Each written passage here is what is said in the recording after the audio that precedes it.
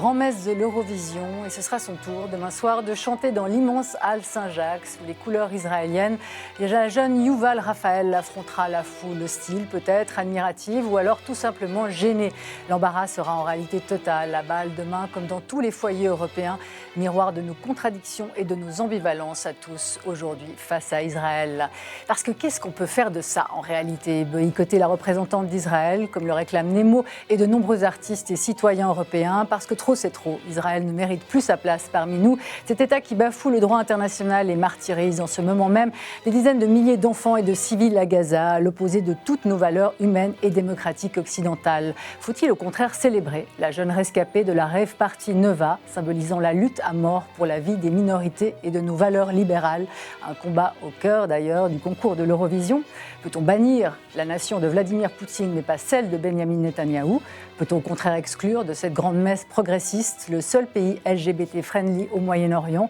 Un peuple victime par ailleurs de l'histoire depuis la nuit des temps. Demain soir, notre esprit et notre cœur buggera face à la prestation de Yuval Raphael, comme nous buggons tous ici en Europe aujourd'hui face à l'État hébreu, non juif et juif, empêtrés dans nos loyautés contradictoires et dans nos projections. Comment résoudre cette impossible équation? Eh bien, on en parle ce soir dans Le Point. Bienvenue à toutes et tous sur Les Monts Bleus.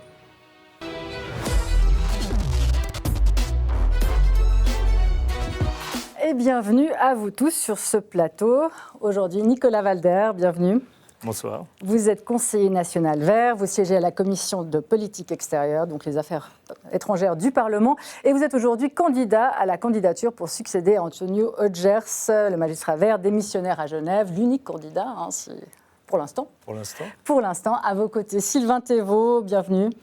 Bonsoir. Vous êtes député socialiste à Genève, très impliqué dans la lutte pour les droits des Palestiniens. Face à vous deux, encore que ça ne soit pas si clair que ça complètement, Peter Rothenbühler, vous êtes l'ancien rédacteur en chef du Matin et de la Schweizer Illustriert. Vous êtes aujourd'hui éditorialiste et toujours journaliste, évidemment, journaliste un jour, journaliste toujours. Et Philippe Ball, bienvenue, notre éditorialiste en chef, ancien rédacteur de Charlie Hebdo et de France, c'est un directeur de Charlie Hebdo et de France Inter, et vous venez de publier d'ailleurs aux éditions L'Observatoire, La gauche et l'antisémitisme. Nous sommes tous juifs, on le voit à l'écran. C'est bien tombé pour ce débat.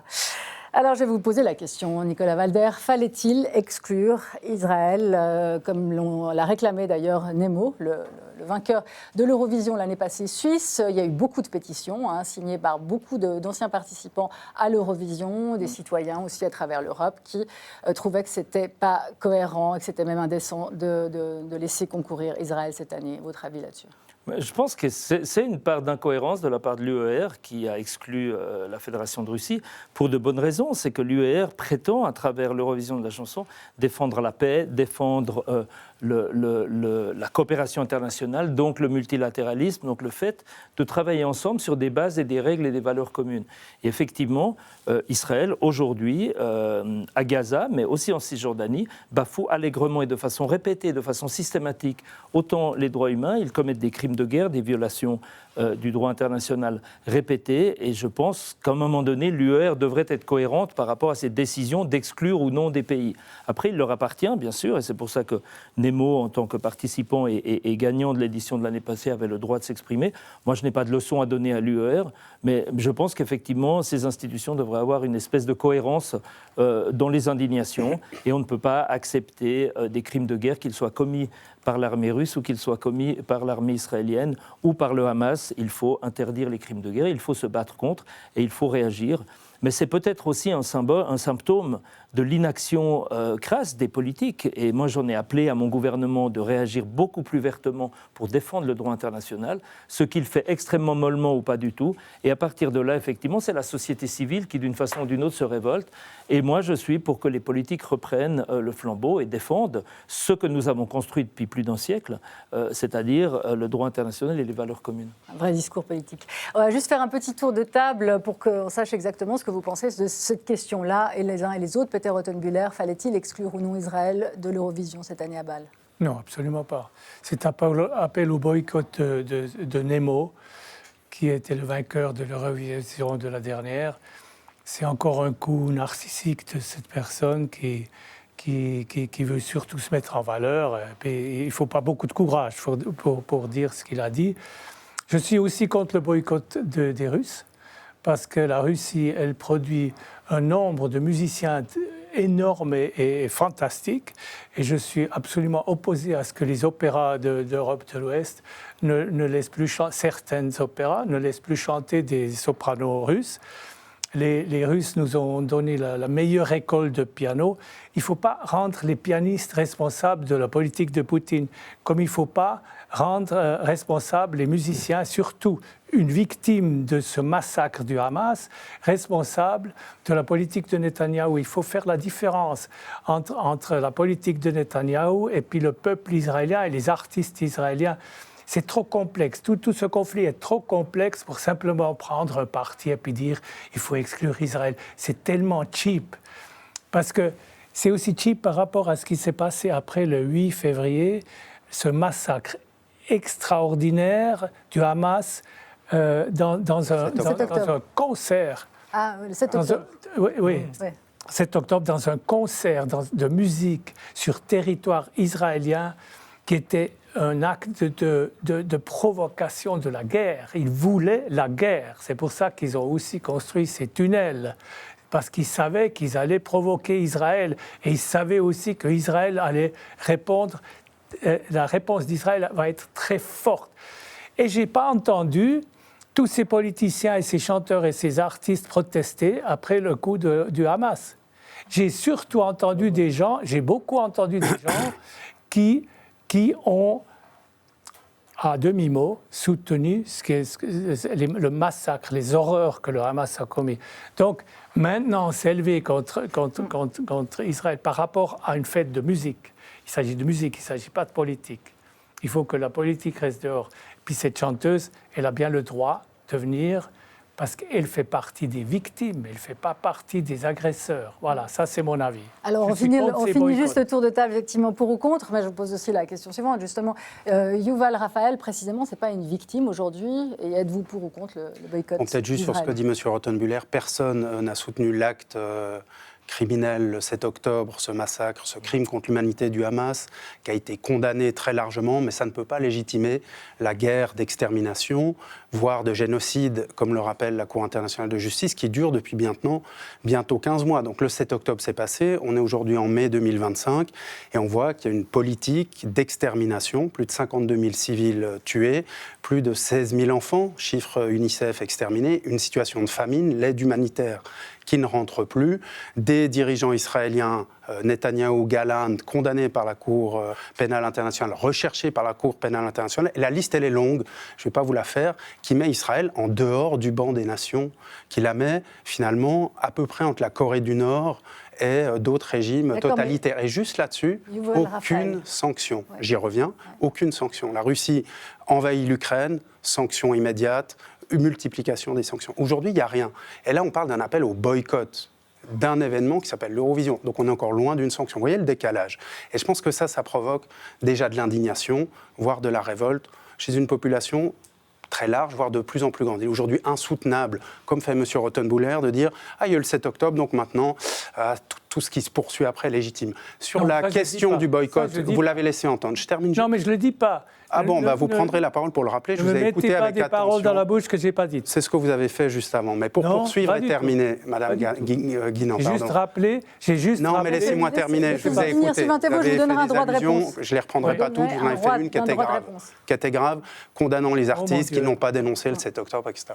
Sur la question de la présence d'une survivante du festival durant l'Eurovision, déjà ça met, à mon avis, c'est déjà suffisant pour que l'Eurovision dise on ne peut pas l'accepter. Parce que dans la charte de l'Eurovision, il est dit pas de chant politique, pas de propos politiques. Et là, vous avez un État Israël qui choisit une survivante pour évidemment faire ce que l'État d'Israël fait depuis des décennies, un espèce de whitewashing, oui, soutenu par l'État d'Israël, et donc en faire un porte-parole, et donc une victime, et potentiellement obtenir aussi des votes qui vont légitimer ce pays. Ce qui voudrait dire que l'année prochaine, si Madame Yuval gagne, on aura l'Eurovision à Tel Aviv, à Jérusalem, ou peut-être même à Gaza, si le rêve fou de Trump et M. Netanyahou est accompli. Donc évidemment que cela, ce n'est pas acceptable, que le 2 poids 2 mesures n'est pas acceptable, que la condamnation de la Russie et le déroulage du tapis rouge pour Israël n'est pas acceptable. et le choix d'envoyer cette femme comme représentante du pays Israël à Bâle, en Suisse, qui devrait être un berceau du multilatéralisme et de la neutralité, est une baffe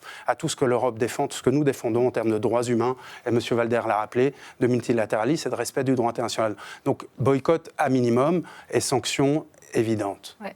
Philippe Bâle, est-ce que les manifestations culturelles, comme le disait Nicolas Valder, aujourd'hui sont les derniers endroits où la Vox Populi peut se faire entendre? C'est vrai qu'il y a une énorme indignation actuellement, on la voit sur les réseaux sociaux, on la voit même dans la communauté juive. Il y a eu plusieurs tribunes d'Anne Sinclair, il y a eu une tribune aussi même de Denis Oliven, ils ont été plusieurs, de Michel Hazanavicius, etc., à dire qu'effectivement ils n'étaient plus...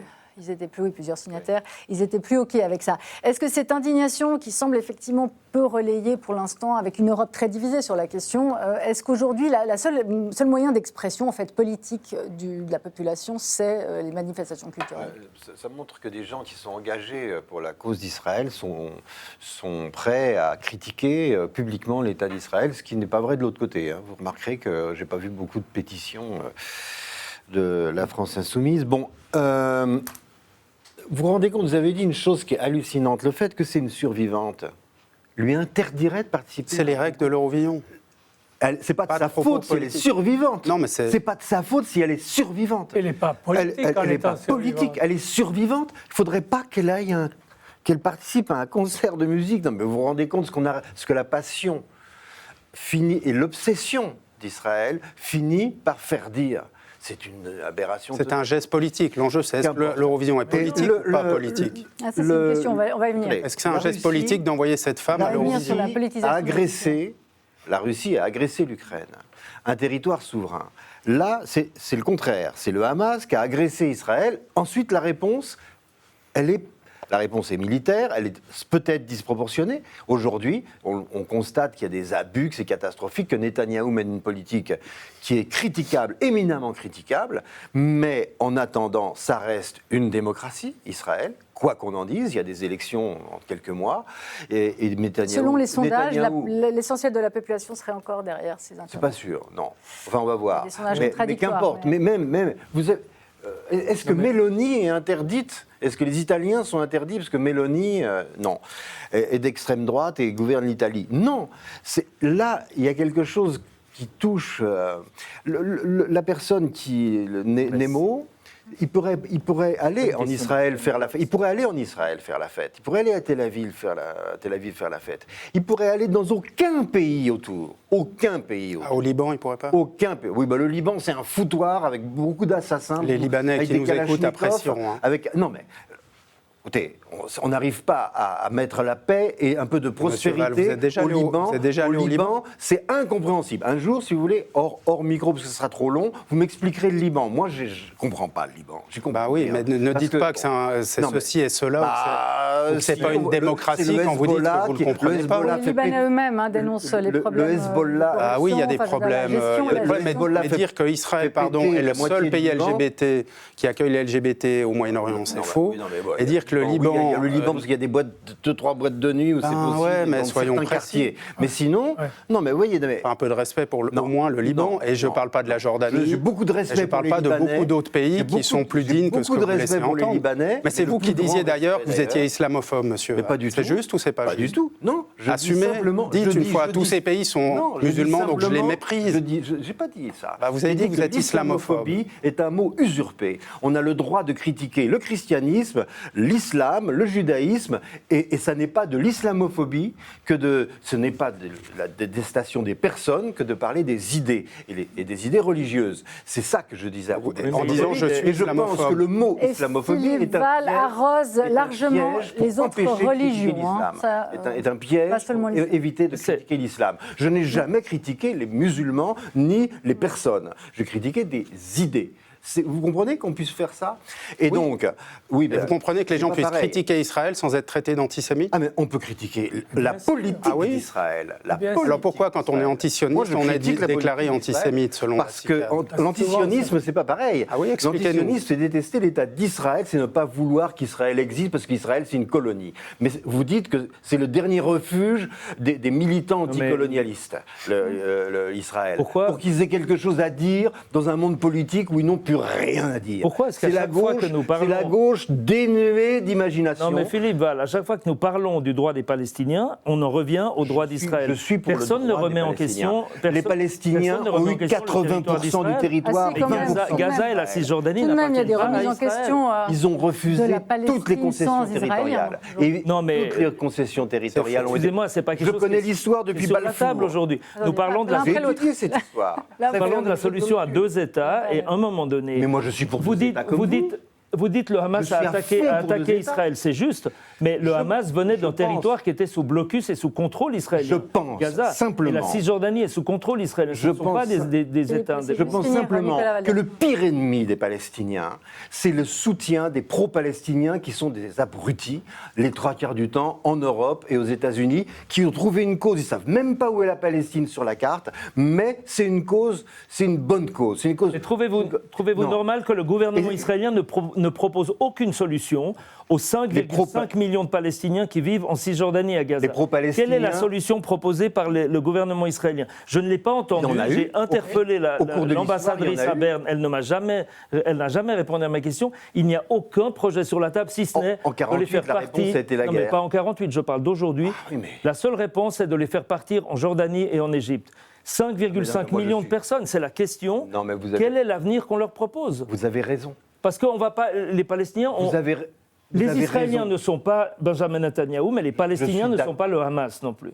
Et donc les deux peuples sont malheureusement mal dirigés dans certaines régions, et il faut travailler là-dessus. Et vous Mais il avez faut raison. offrir une perspective dans les deux pays Vous avez à des raison. personnes raisonnables. Les deux peuples sont sans doute aujourd'hui. Je pense que le gouvernement israélien est très critiquable. Et je suis d'accord avec vous, critiquable c'est un faible mot. Moi j'aime Israël, je n'aime pas le gouvernement israélien.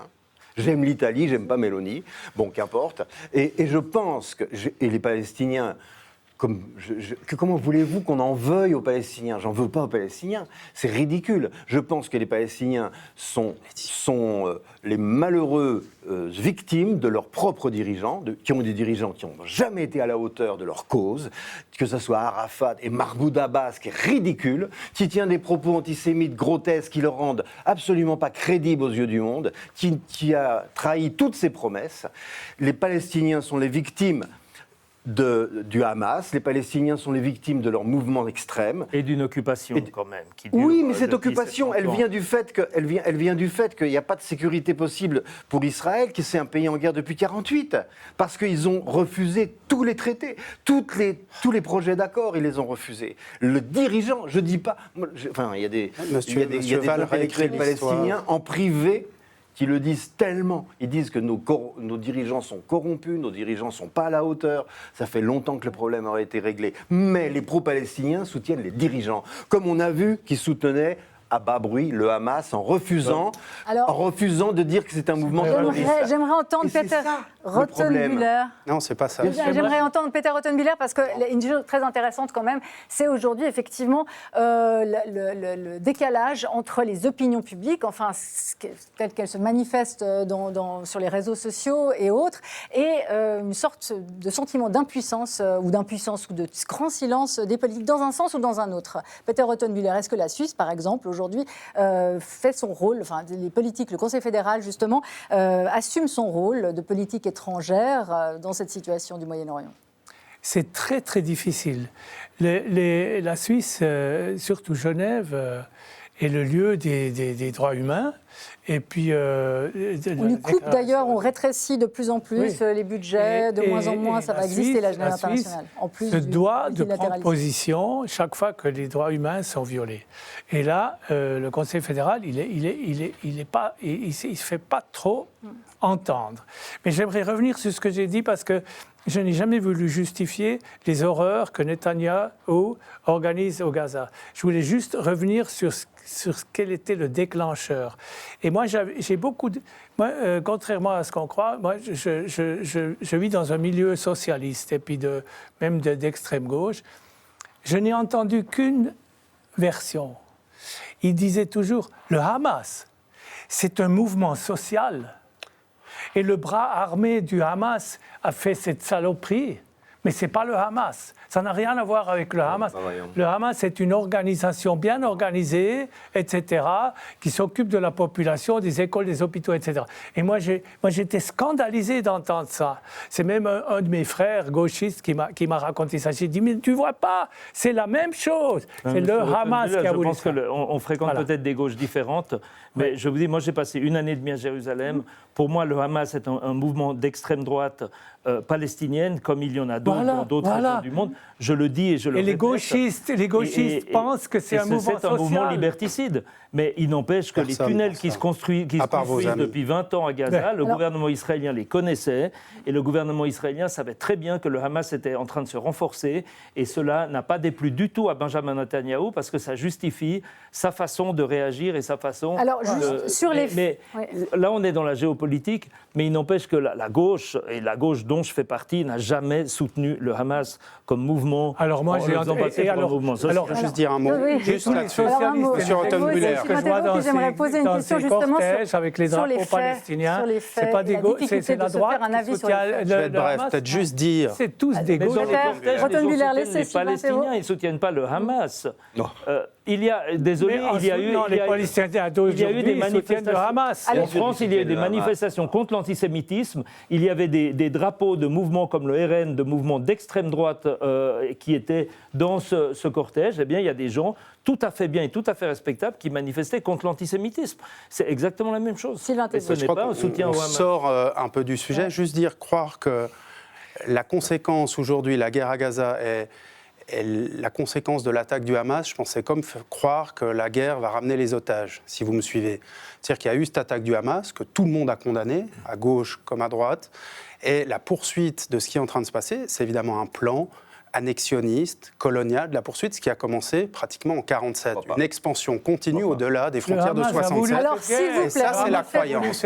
Moi, je crois cela. Effectivement, même si, évidemment, tout est imbriqué. Et sur la suite, sur la présence, parce que revenons à l'Eurovision et le boycott. Moi, je disais juste que cette personne qui représente l'État d'Israël est en soi une personnalité politique du fait de ce qu'elle a vécu. Et donc, on n'est plus dans cet événement culturel, laissez-moi terminer, cet événement culturel censé ramener la paix et la concorde et qui serait apolitique. Il est évidemment politique, il l'est comme le sport, comme les Jeux Olympiques. C'est pour ça que la Suisse avait boycotté les Jeux de 56 parce que l'Union soviétique avait envahi la Hongrie. C'est pour ça que une partie des pays africains avaient boycotté les Jeux de Montréal en 1976 parce que pour dénoncer l'apartheid en Afrique du Sud. Et donc on est dans ce contexte-là du sport ou de la culture qui sert à certains États à se légitimer et à des opposants à dire on ne peut pas laisser faire ça, ils ne sont pas légitimes. À Cannes, etc., il y a des déclarations, il y a des positionnements.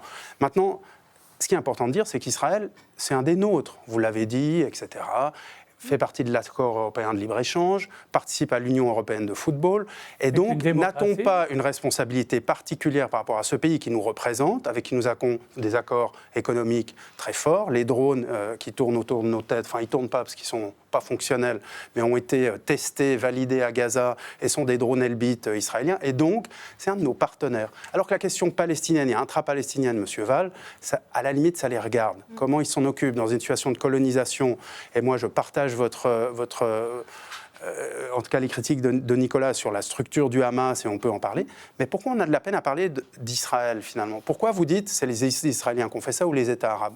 Parlons de notre grand ami, notre allié, Israël. Comment on parle avec lui? Et comment est-il possible qu'aujourd'hui, il n'y ait aucune sanction, voire aucune critique? Ou alors, du bout des lèvres, après 14 mois d'une guerre qu'on peut qualifier d'extermination, eh ben on commence à dire, oulala, c'est peut-être le moment un petit peu de commencer à faire quelque chose. Mais on n'a encore rien fait. À part l'Espagne qui a interdit quelques ventes d'armes, combien d'armes la France envoie en Israël, je l'ignore. Que vous jugiez que la riposte est disproportionnée, moi, je ne sais pas. Mais regardez les faits, non, mais 52 000 civils, ce qui est arrivé. 20 000 enfants, des hôpitaux rasés, 170 journalistes assassinés. Monsieur Val, ressaisissez-vous. Regardez les faits, les chiffres. Qu'elle est disproportionnée, ok. Je peux entendre ça. Mais que vous disiez que c'est une guerre d'extermination, c'est absolument mais depuis 2 mois, planifié, ce n'est pas possible. Comme si Israël avait planifié. Mais ils l'ont dit, vous n'avez pas entendu les dirigeants militaires Non. Alors, moi, Nous je vais allons interroger fermer l'ancien- ils ne l'anci- doivent plus boire, ils ne doivent plus manger J'ai interrogé- des chefs d'État. Sylvain Thévaux, justement, parce que, Non, mais effectivement, vous étiez où dans un ces premier 12 temps, derniers je voulais mois faire une émission sur les faits, Gaza entre fake et faits. C'était très compliqué de réunir un plateau en plateau, justement, avec des gens du terrain, hein, parce que c'est ça, effectivement. Aujourd'hui, on est dans une guerre moderne, Israël, mais c'est pas seulement ça, c'est l'Ukraine aussi. On n'arrive pas à savoir ce qu'on voit sur les réseaux. Israël interdit l'entrée des journalistes, effectivement, dans la bande de Gaza. On n'a jamais été aussi peu informés. On voit des posts, effectivement, très scandaleux avec des cadavres d'enfants, enfin des enfants cadavériques et des choses dont on n'arrive pas du tout à mesurer d'où ça vient, etc. Comment est-ce que ça se fait, votre avis là-dessus, justement, Peter Rothenbiller, comment ça se fait qu'aujourd'hui, justement, c'est aussi compliqué de savoir exactement ce qui se passe à Gaza, en Israël et dans les conflits d'ailleurs du monde aujourd'hui? Parce que on subit la propagande. Il n'y a plus que de la propagande et les journalistes ne peuvent plus aller sur le terrain, ils ne sont plus embedded ils ne peuvent plus suivre les troupes. Il y a des opérations embedded, Oui, mais elles sont mais très c'est des contrôlées. opérations où on ne montre rien. Donc, c'est depuis la guerre du Vietnam où les journalistes ont pratiquement arrêté la guerre en montrant ce qui se passe. Et plus personne ne voulait que ça se passe. Les Américains d'abord, ils n'ont plus permis ça. En Irak, déjà, ils ont amené les journalistes qu'à des endroits qui leur plaisaient. Et puis les autres font la même chose, les Russes, les Chinois, etc. Donc, on subit la propagande. Et la propagande ukrainienne-américaine est aussi forte que la propagande russe. Et il ne faut surtout pas croire ni les uns ni les autres. Il faut pas les croire. Alors, après, à Gaza, il y a qui faut-il Après, croire? Il faut étudier l'histoire. Il faut étudier l'histoire et puis il faut voir c'est quoi la Russie, comment fonctionne la Russie et pourquoi ils sont comme ils sont, un peuple, un énorme pays qui n'a jamais subi. Gaza et en Israël. Et puis à Gaza et Israël, c'est une longue histoire. Qui a voulu détruire? D'accord, mais aujourd'hui, les faits. Les Arabes ont voulu détruire. Vous êtes à la Commission Israël. des Affaires étrangères, justement. Qu'est-ce que vous savez justement de la situation? On est quand même dans un monde qui est légèrement globalisé. On a des institutions et des organisations internationales qui travaillent encore ou qui ont des contacts et qui ont des liens. On a des rapports, que ce soit du CICR, des rapports alarmistes, que ce soit de l'ONU, les différentes agences onusiennes. Bien sûr, on peut décrédibiliser l'UNRWA et toutes les agences quand ça arrange certains lobbyistes, mais ces agences travaillent pour l'ONU, travaillent pour le droit international. On a des violations du droit international. Quand on a un rapport qui a été reconnu d'ailleurs par les autorités israéliennes, de 13 membres du Croissant Rouge palestinien qui ont été ciblés, quand on a des hôpitaux qui sont ciblés, quand on a l'aide humanitaire qui ne peut plus entrer dans Gaza, ce sont des crimes de guerre. C'est le droit international. Je ne suis pas en train de dire pro ou anti-israélien. Ce qu'a commis le Hamas le 7 octobre, ce sont des crimes de guerre. Et cela, il faut le documenter et il faut défendre le droit international. Ouais. On s'est battu depuis des siècles, depuis Solferino, pour qu'on puisse atteindre sur le combat, sur le champ de Moi, bataille. j'ai parlé de la propagande par rapport à l'Ukraine. Excusez-moi, mais qu'on puisse atteindre les blessés, qu'on puisse atteindre les enfants. Oui. Et il y a des règles internationales qui disent qu'on ne cible pas les civils. Désolé, mais cibler des ambulances et cibler des hôpitaux, ce sont des crimes de guerre. Oui. Et le gouvernement israélien, qui fait partie de la communauté des nations, doit aussi se soumettre à ces règles. Et c'est tout ce que nous demandons. Nous ne demandons pas que le gouvernement israélien fasse des concessions particulières, mais bien respecte ces règles internationales. Vous savez bien quand même que dans les ambulances, parfois, il y a des gens du Hamas, que le Hamas planque des combattants dans les hôpitaux. Vous savez bien... Oui, mais en Ukraine aussi, il y a eu des bombardements sur des hôpitaux où il y avait des soldats. On n'est pas dans le même cas. Il y a eu des bombardements sur des hôpitaux et notamment sur cette école. Pourquoi tout mélanger? C'est deux conflits très différents. Mais monsieur Quand les agences onusiennes, y compris l'OMS et l'un après l'autre. J'aimerais bien intervenir Vous savez là-dessus. bien qu'un des gros problèmes qu'Israël a rencontré, c'est pas pour excuser Israël, mais un des gros problèmes, ce sont les boucliers humains. Alors aujourd'hui, moi, je suis d'accord avec Peter. Il y a une chose qu'on est obligé, qu'il faut savoir, c'est qu'on est informé par des sources militantes. Les sources militantes nous disent ils bombardent des hôpitaux. Les autres nous disent il y avait que des gens du Hamas dans l'hôpital. L'aide humanitaire n'arrive pas. L'aide humanitaire arrive, mais le Hamas tire sur les Palestiniens qui ont recours à l'aide humanitaire. On a des voix discordantes sur chaque événement. Du coup, qu'est-ce qui se passe? On entend et on croit ce que l'on veut croire. En réalité, on ne sait pas. Ce qu'on a envie de croire, on le L'ONU, croit. Amnesty International et le CICR ne sont pas pro-palestiniens, ce sont des organisations Mais si internationales vous qui savez défendent très le droit bien qu'il y a international. des militants pro-palestiniens au sein des agences de l'ONU. Mais il y a aussi des Vous militants savez très bien. pro-israéliens. vous le savez. l'UNRWA. Attendez, l'un après l'autre. Il y a Mais Sylvain Thévaux on qui demandait la parole. Avouons au moins Suffisamment qu'on ne sait rare pas pour être grand-chose. Et que la maladie aujourd'hui de l'opinion, c'est de croire ce qu'elle a envie de croire et non pas ce qu'elle sait. Et là, sur ces histoires-là, on ne sait pas grand-chose en réalité. Mais c'est ça le problème, c'est qu'en fait, on n'est même pas hérissé par le fait qu'on ne sache pas grand-chose et que les États ne nous laissent pas l'accès. C'est ça. Et Israël, qui est d'abord. révoltant. Vous avez parfaitement. Non, peut-être juste sur Sylvain les Thévaux. journalistes, parce qu'on avait parlé de ça. Il y a sur place des journalistes, j'ai dit, plus de 160 tués, des journalistes gazaouis. Pourquoi les journalistes en Occident les relaient peu ou si peu ? Et moi, je ne partage pas le fait qu'il n'y ait pas d'informations. Il y a beaucoup d'informations, elles passent sur d'autres chaînes.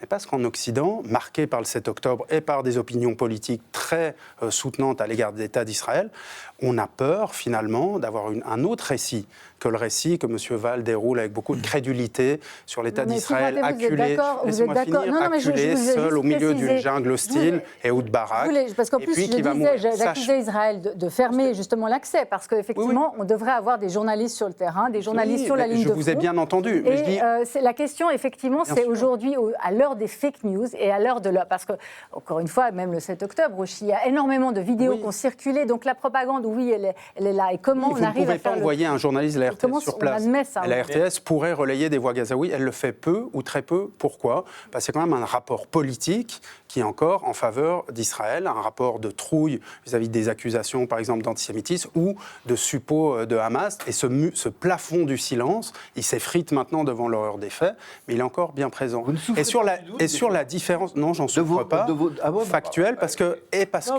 mais il et un dernier argument, Voyez toutes vos sources. Israël, reconnu au concert comme un pays, reconnu par l'ONU en 1947, c'est juste.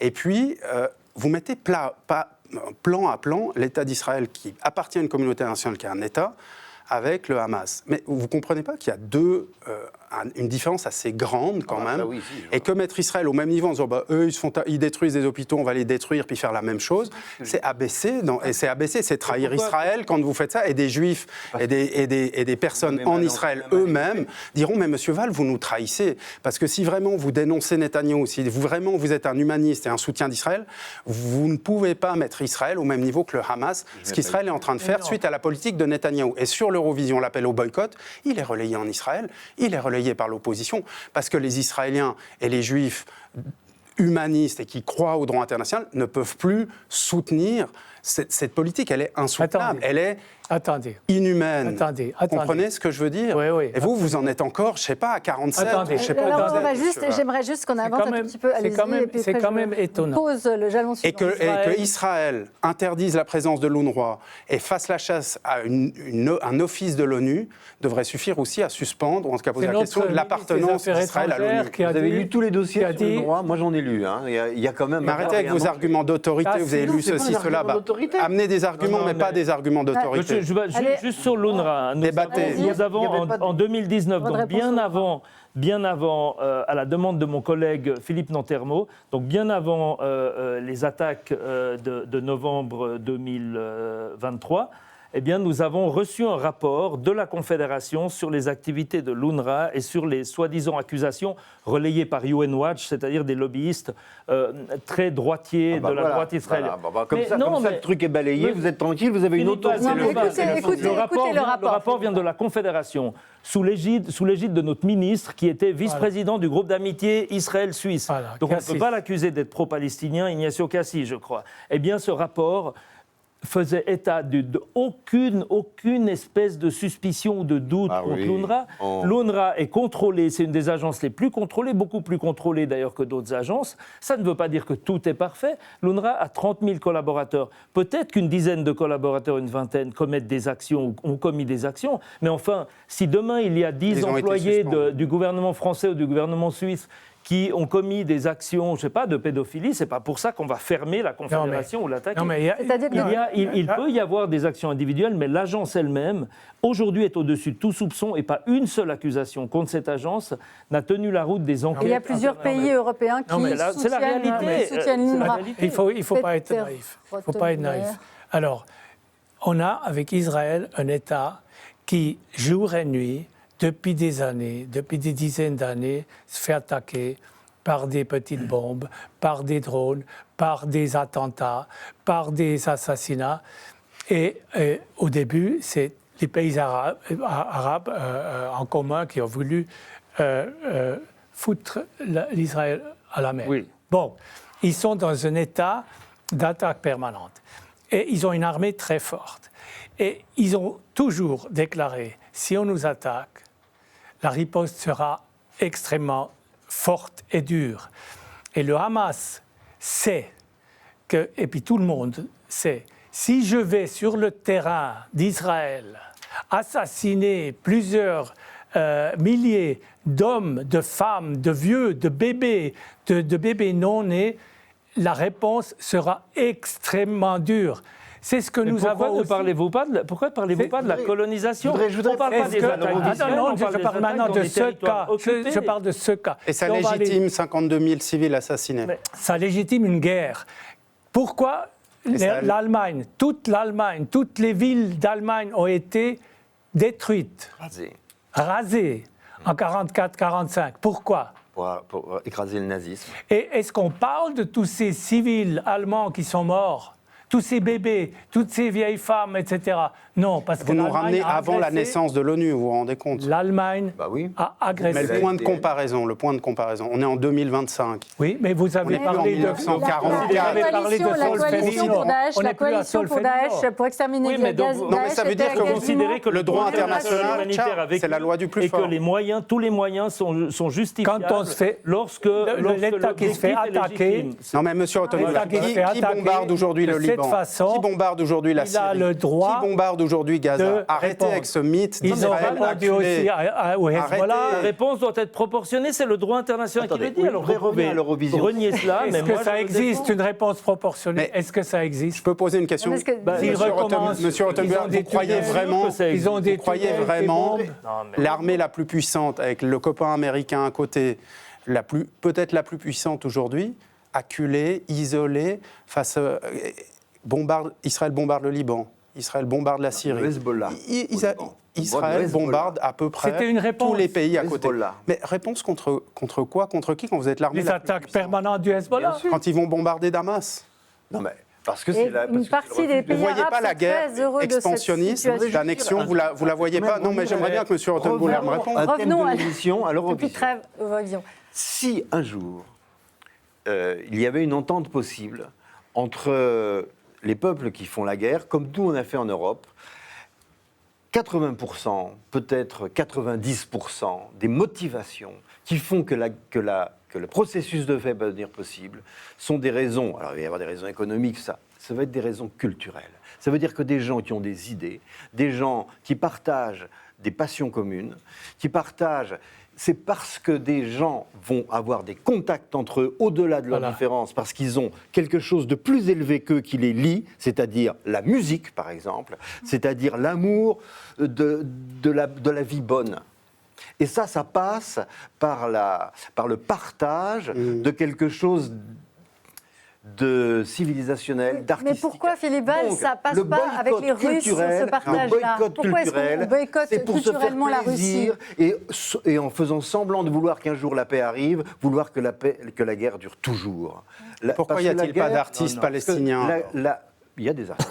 À l'Eurovision. Il n'y a pas d'État palestinien. Ah oui, pourquoi il n'y a pas d'État Il n'y a palestinien? pas d'État palestinien parce qu'ils ont toujours refusé. Ah, c'est de leur tous faute, ils les veulent accords pas. possibles. Ah. Non, mais qui est-ce qui Non, fait mais capoter? Val. Mais regardez l'histoire. Vous savez, moi, j'avais regardez été- l'histoire Non, mais- regardez l'histoire de la présidence Clinton. Revenons à l'Eurovision. Regardez Revenons l'histoire à de la l'Eurovision. présidence. Alors, Non, mais est-ce que vous vous en c'est pas... foutez, mais regardez On s'en l'histoire fout pas, on s'en fout pas, mais il faut des pas accords réécrire d'Oslo. l'histoire. Les accords d'Oslo ont été mis à mal par Benjamin réécrivez Netanyahu l'histoire. avec les accords de White Plantation Regardez- qu'il n'a jamais respectés. Rabin et. Mais ça, c'est évidemment, et- on en discutera. Non, mais Non, regardez. mais le problème, c'est aussi le deux poids, deux mesures et de se dire, effectivement, est-ce Rabin et Arafat, qu'une manifestation culturelle, à commencer par l'Eurovision, peut-elle être autre chose que politique? Et à partir de là, il faut assumer, effectivement, les choix qu'on y met. Là, on va regarder juste ce petit extrait. Alors, c'est de la politique soft power. Hein. C'était la Suisse qui se vendait un peu à l'Eurovision pour la première demi-finale hier soir. On regarde cet extrait. What do you think of Switzerland when you think of Switzerland? What's the most Swiss thing from Switzerland? It's not Roger Federer. Do you think that Switzerland is just the motherland of all the watches, chocolate, and just a winter wonderland? No, we have more than yodeling. The best inventions are all made in Switzerland. For example? Well, instant coffee, potato peelers, and processed cheese. The famous Swiss Army knife with clever tools. And a lift for ski. Alors bon, ça c'est pour détendre l'atmosphère. C'était la politique soft, mais encore une fois, l'Ukraine qui a chanté d'ailleurs hier soir, l'Ukraine qui a chanté, qui était aussi, Zelensky était aussi à Cannes. On sait qu'effectivement, c'est une tribune formidable et que la culture, par essence, est aussi un peu politique. Le problème là, Nicolas Valder, et puis je vous interrogerai aussi, c'est le deux poids deux mesures. Effectivement, il faut assumer ce côté politique et à ce moment-là, comment est-ce qu'on justifie l'un et l'autre ? C'est à l'institution de le justifier. Je veux dire, l'institution, on ne parle même pas de boycott, on parle d'interdiction d'un pays. Donc la Russie ne peut plus participer. Du fait qu'elle est interdite de participer, c'est l'institution qui l'a décidé, comme des fédérations sportives l'ont aussi décidé.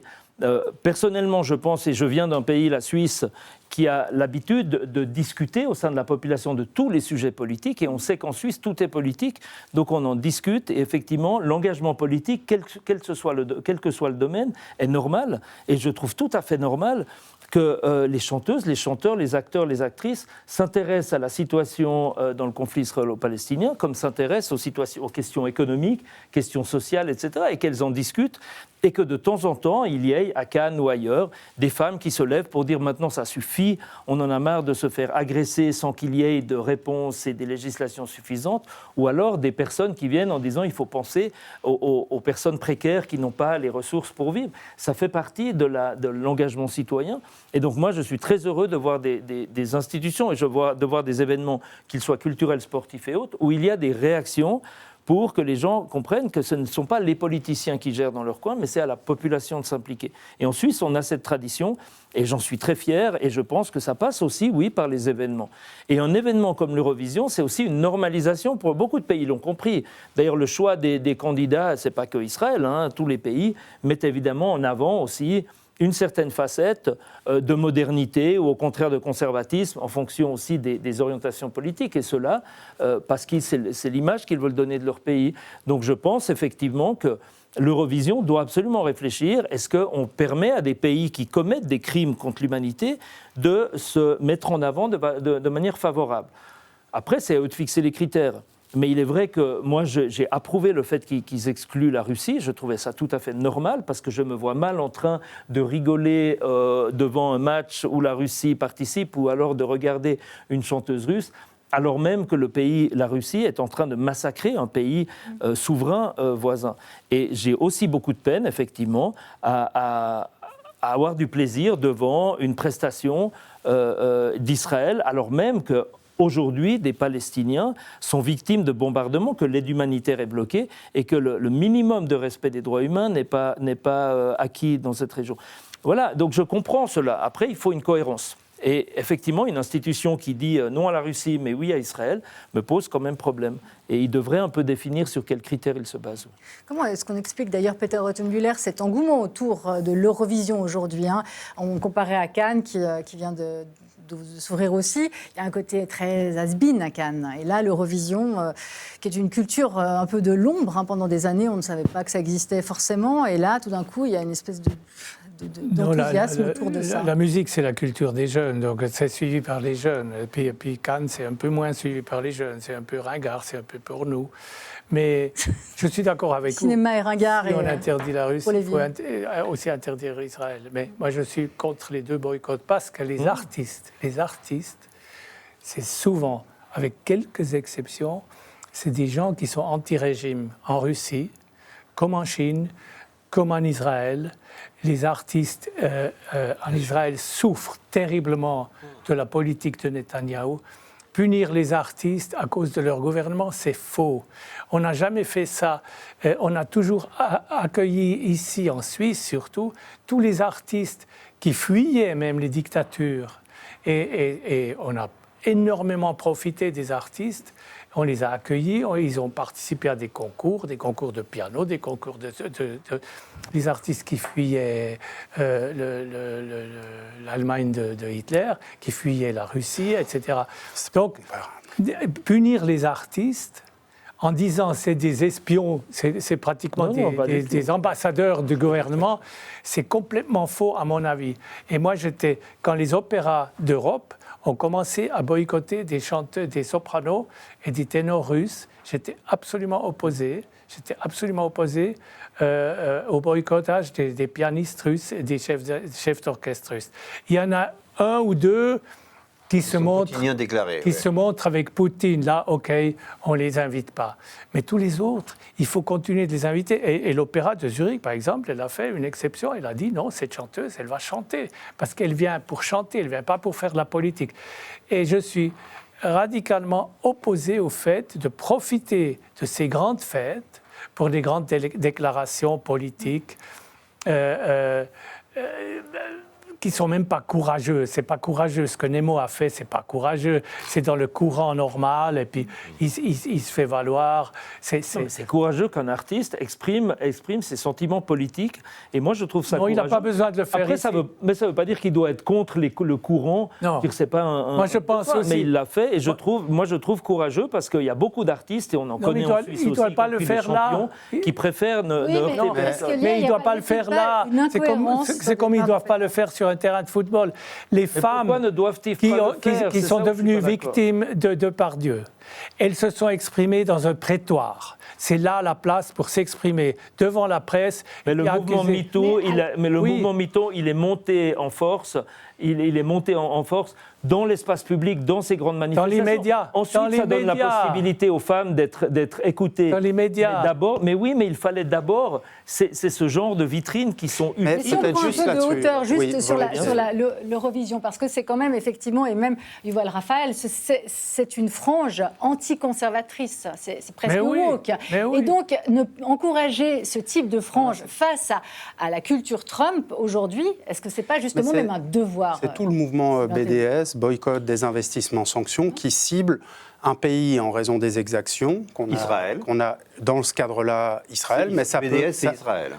Ça a été le même mécanisme sur l'Afrique du Sud, sur l'apartheid, en disant boycott. D'ailleurs, le mouvement BDS Israël vient de l'intérieur des Palestiniens en comparaison avec ce qui a pu fonctionner sur l'Afrique du Sud, en disant c'est pas une condamnation des individus, des artistes ou des chercheurs, c'est une condamnation pour faire pression sur un État, dans un rapport de force, pour que cet État change, ce qui sont vos vœux, les vœux des Israéliens de l'intérieur pour une partie et de nous-mêmes. Ces artistes-là sont politisés forcément. Ça veut dire qu'ils le sont de toute façon et qu'on les respecte comme artistes, dignes de parole, mais quand ils représentent un pays qui est celui-là, c'est politique. Ce n'est plus la voix de Yuval Raphaël, c'est pas son opinion propre. Et même du temps de l'Afrique du Sud, des artistes sud-africains disaient oui, je suis boycotté, oui, mais je l'assume parce que ce régime, il doit dégager. Cette gauche-là en Israël, elle est de plus en plus minorisée aussi. Donc, je ne crois pas, et l'histoire lui donnera raison. Non, il faut soutenir tout ce qui va mettre à bas ce régime de Netanyahou.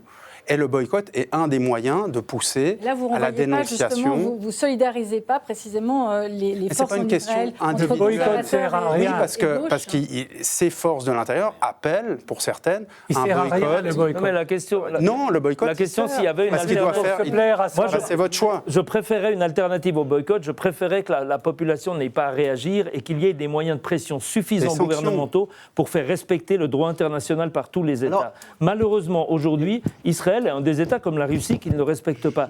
Et que fait-on? Quelle est l'autre solution? Parce que moi, je veux bien dire qu'il faut laisser Israël briller dans les compétitions internationales, mais comment faire pour que demain, Benjamin Netanyahou respecte le droit international, se retire de Cisjordanie et de Gaza et permette aux Palestiniens modérés de mettre en place un gouvernement et d'avoir finalement une solution à deux États qui soit viable sur le long terme. Vous me les amenez comment les contraindre? Mais comment les contraindre? Vous les amenez quand, les Palestiniens modérés, là, pour qu'on les voit un petit peu? Je voudrais juste dire... Monsieur Val, ils ne peuvent pas sortir... Non, mais ça, c'est scandaleux de dire ça. Monsieur Val, allez essayer d'aller à Ramallah. Juste un mot. Une femme suisse, elle voulait aller voir sa mère en train de mourir à Ramallah, elle était refoulée à Ben Gourion. Ils ne peuvent pas sortir. Les équipes de foot ne peuvent pas avoir un ballon. Tout passe par Israël. Israël, tout artiste qui veut chanter ou jouer du violon n'arrivera jamais sur une scène européenne. Et là, et je finis avec ça, là aussi, il y a l'inégalité. Quand M. Rothenbuehler fait l'éloge des artistes qui doivent être libres de chanter, mais pourquoi celui-là et pas tel autre ? Pourquoi le jeune pianiste qui joue aujourd'hui à Ramallah, il n'a pas le droit de venir sur une scène ? Ça ne vous insurge pas ? Si, on ne l'a pas interdit, nous. C'est pas nous qui l'avons interdit. Non, mais c'est qui l'interdit ? Mais c'est pas nous qui boycottons ce pianiste. Non, mais pourquoi cette inégalité entre artistes, ça ne vous choque pas ? mais C'est pas un sujet. On va bientôt conclure. Non, donc, mais Mais si c'est votre fait, vous êtes politique, vous avez moyen de le dénoncer. Autour de cette table, Vous voulez pas le changer ? Vous voulez pas le modifier ? Deux Allez, personnalités c'est bon, politiques. vous Vous laissez êtes deux personnalités politiques. finir. Et pour lesquelles j'ai beaucoup de respect, parce que j'admire les politiques depuis toujours et ça m'intéresse. Faut du courage pour faire ça. Et deux journalistes. Je me rends compte que les journalistes sont du côté d'un doute. En l'occurrence, un pied aujourd'hui, sur hein, l'autre. c'est. Et du côté des politiques, il n'y a aucun doute.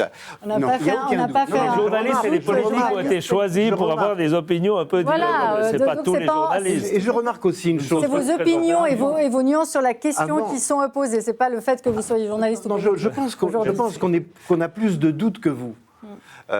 Plus de doutes, plus de questionnements.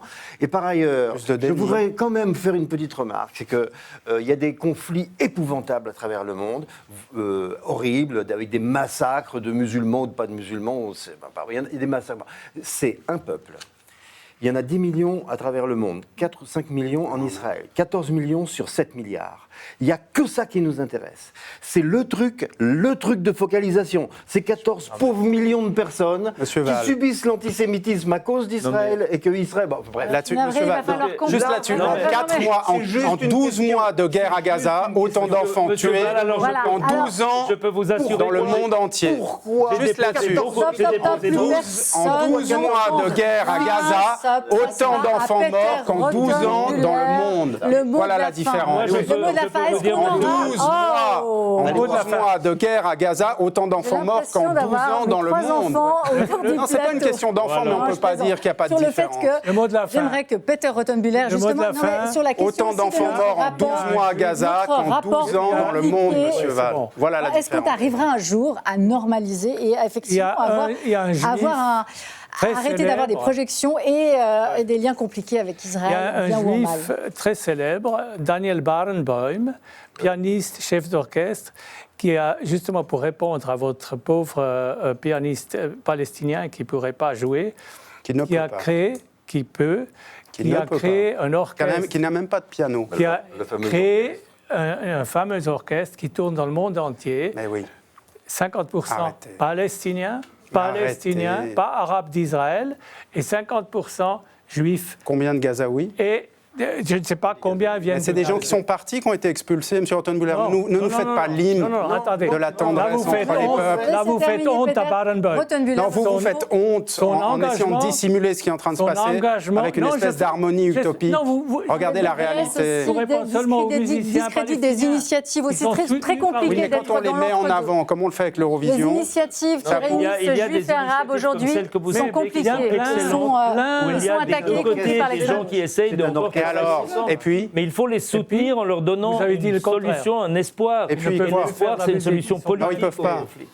Ils sont aucun artiste à Mais- Ramallah ou à Gaza peut venir en Justice. Europe. Mais ils sont en guerre maintenant. Alors un dernier mot. Un dernier mot que je vais répondre quand même à toujours Philippe pas dit Val. que l'heure J'ai en déposé antenne, beaucoup plus d'interpellations Voilà. au Parlement sur la situation au Soudan, sur la situation en RDC et d'autres conflits oubliés aujourd'hui, et en Arménie aussi, avec le Haut-Karabakh. C'est un nettoyage ethnique qu'il faut aussi dénoncer. Sur laquelle on n'a aucune information d'ailleurs. Sur lesquels on n'a aucune information, Et donc, mais tout le monde nous sommes, nous sommes intervenus dessus, mais il se trouve qu'effectivement, les médias parlent plus de l'Ukraine et de Gaza qu'ils ne parlent, mais je pense que c'est aussi parce qu'on Les a, réseaux sociaux on a aussi. une proximité culturelle avec Israël et le peuple israélien, c'est vrai, et on bien sûr. attend du peuple israélien comme on attend du peuple américain, comme on attend ça du peuple réveille français ou russe, un peu plus de l'antisémitisme respect pour nos valeurs dormant. partagées. C'est tout c'est pour ça qu'on est peut-être plus actif.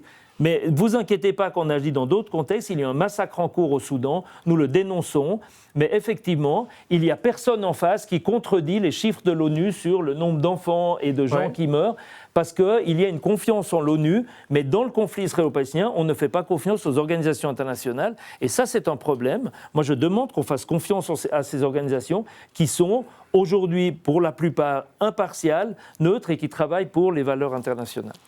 C'est un bon mot de la fin. Voilà. Et de toute façon, Donald Trump mettra tout le monde d'accord, parce que la vraie religion et la vraie ligne directrice aujourd'hui, l'argent. Je pense que l'argent et le dollar. peut-être la justice mettra tout le monde d'accord. La Cour pénale internationale, peut-être M. Netanyahou, qui n'est pas poursuivi avec les personnes du Hamas, mais qui sont probablement décédées, un jour, peut-être, il devra rendre des comptes comme d'autres dictateurs. On peut Ils sont que encore l'espérer. là, les Hamas. Les chefs de Hamas, Les trois inculpés, il y en a en tout cas 2 qui sont morts. Ça coule douce au Qatar, je peux vous garantir. Bon, il y en a un ou deux qui ont été Ils sont Alors, morts et il va liquidés. falloir, Non, il va falloir se quitter, malheureusement. Donc, je vous laisse effectivement regarder l'Eurovision. Et c'est La cool. musique adoucit les mœurs. Peut-être. Je ne sais pas, pour ceux qui aiment.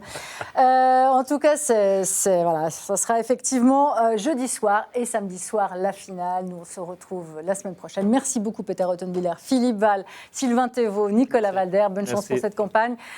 Vous, on vous souhaite une excellente soirée et une très bonne fin de semaine à vous toutes et tous. On se retrouve mercredi prochain dans Le Point. Et en attendant, l'émission, évidemment, est en podcast sur le site de L'Aimant Bleu et sur YouTube. Très bonne soirée. Au revoir.